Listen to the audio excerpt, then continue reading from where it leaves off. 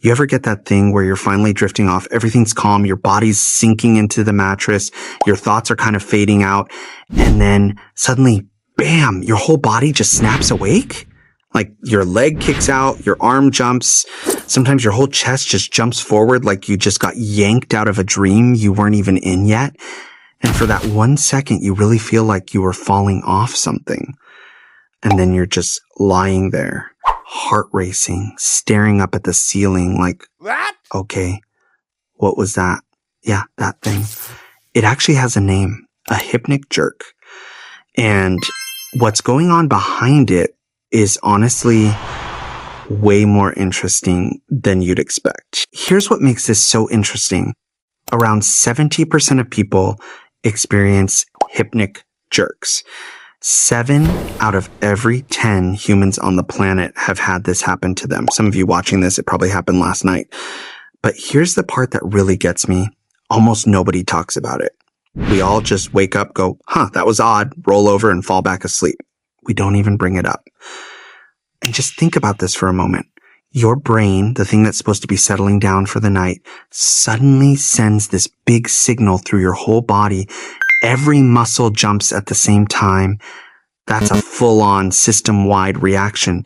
And then you hear that scientists still don't fully agree on why it happens. We can map the human genome. We can land robots on Mars.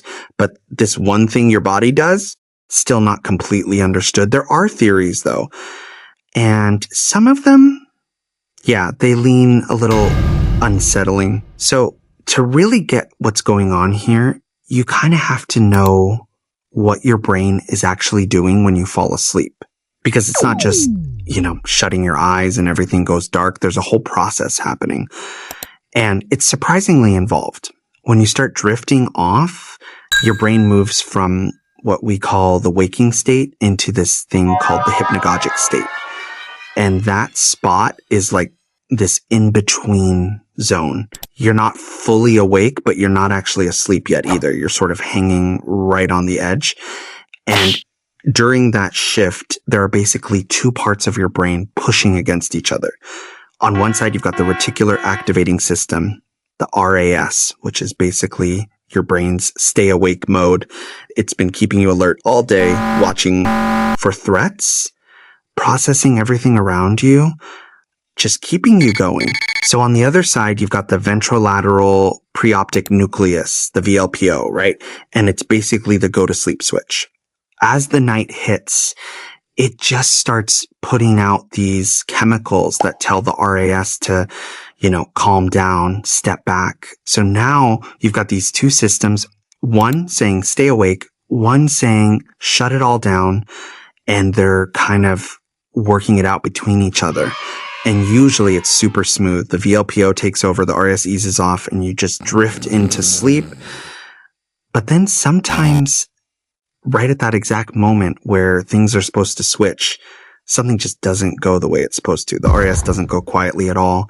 It throws out this one big final signal, almost like a security guard who's been told his shift is over, but on the way out, he still pulls the fire alarm, just, one last thing. And that signal hits your motor cortex, and the motor cortex sends it right to your muscles, and your whole body just jerks. Okay. But this is where it gets genuinely unsettling. And this is the part that it hits you, So when you're falling asleep, your muscles start relaxing, totally normal. Your breathing slows down, your heart rate drops, your body temperature dips, everything is just powering down, winding down. But your brain, specifically the brain stem, it's sitting there watching all of this in real time. Like it's monitoring every little shift. Muscles going limp, breathing getting shallow, heart slowing, body cooling. And the wild part is, those are also the exact signs of dying. So there's this theory, and honestly, it made me sit up straight, that your brainstem briefly misreads falling asleep as falling dead. Like it sees all the signals coming in and goes, hold on, wait. Are we shutting down? Is this it? Are we dying right now?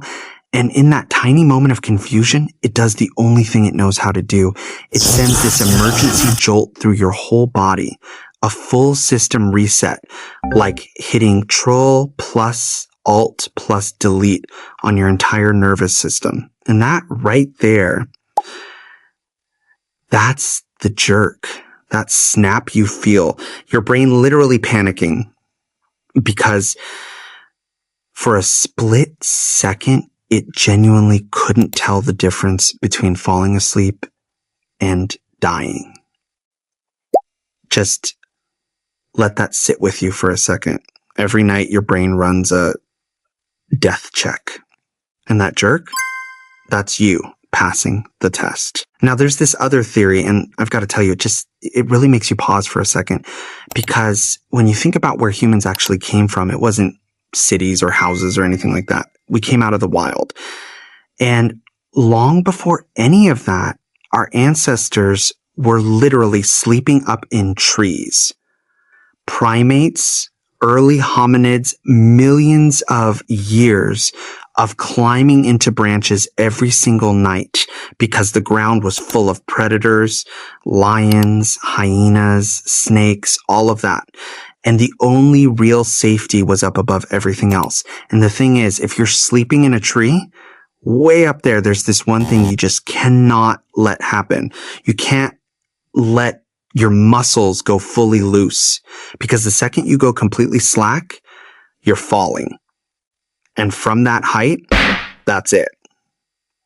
Game over. So the idea here is that our brains built in this automatic response, a sort of internal alert that fires off right when your body starts to relax too much. This quick little jolt that basically goes, hey, hold on, stay tight, you're about to drop. And even though we've been in beds for so long now, evolution doesn't exactly update on our schedule.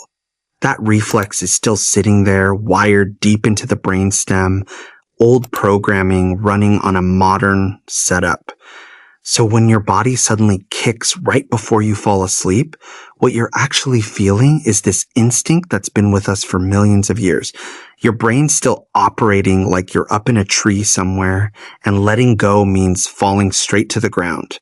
You've been indoors your whole life, sure, but your brain is still out there in the jungle, holding on. And this leads to, honestly, probably the strangest part of all of this. You know that falling sensation? That moment where it feels like the floor just drops out, like you suddenly stepped off a cliff? The interesting thing is, that's not coming from your body at all. Your body's just lying there, totally still on a bed. It's not moving, it's not dropping, nothing like that. That whole feeling is something your brain is creating. It's a hallucination, because when that little jerk happens, your brain is trying to make sense of it. It feels the muscles fire, it picks up that sudden movement, and then it kind of rushes to put a story together. And the story that fits, especially for a brain that still has this old instinct that it might be up in a tree somewhere, is basically, oh, you're falling. So it starts generating everything, the visuals, the sensation, the whole thing. So like, what happens if your brain just skips that little jerk and your body just shuts down, but your mind is still totally awake? That's the moment where it gets, genuinely unsettling. Drop a comment saying part 2 if you want to know what your brain is actually doing while you're stuck there, unable to move.